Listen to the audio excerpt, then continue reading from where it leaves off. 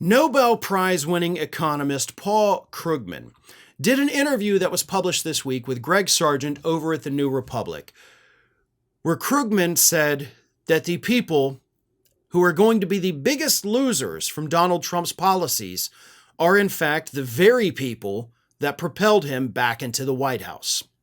Now, obviously, this is a talking point that I have been using essentially since the election because all of the data bears it out.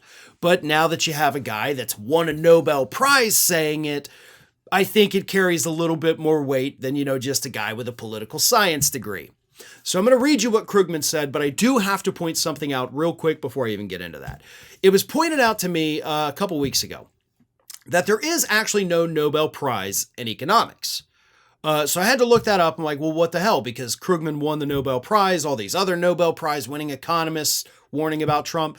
And it turns out that is correct. There is no Nobel Prize for economics, but there is a lesser prize for economics that is associated with the Nobel. So it's not technically a Nobel, but they do kind of call it a Nobel. So it's a weird gray area. So to the individual who did point that out to me, thank you for pointing that out.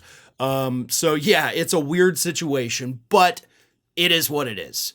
So here is what Krugman had to say in this conversation with Greg Sargent. A lot of people are going to get brutally scammed. Those are his most fervent supporters. It is, in fact, probably the local business elites are the most fervent MAGA types out there, more so even than the working class. But that doesn't mean that Trump cares about their interests. Small business people are the people that he's all through his life hired as contractors and then not pay, right?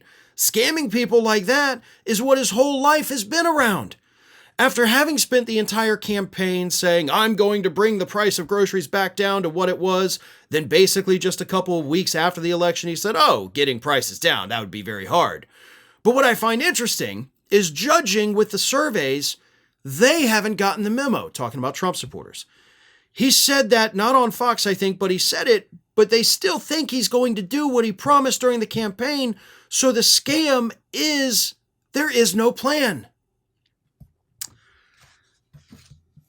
Now, I agree with most of what he said. However, I do disagree about the fact that all of these people that voted for Donald Trump are still in the dark, right? I have sat here over the last 2 months doing segments where Trump supporters, Trump voters, I guess, not necessarily the MAGA type, but the independents, they have come out and said, oh God, what have I done?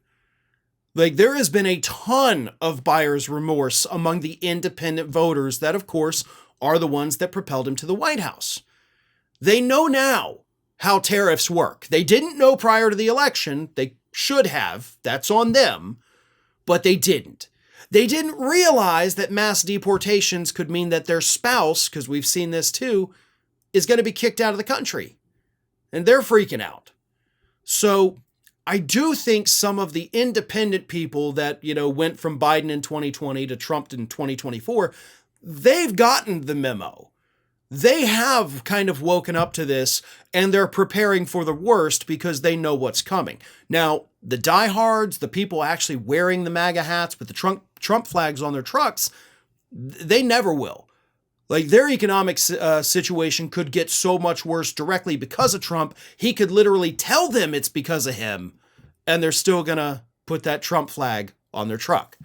But Krugman continues.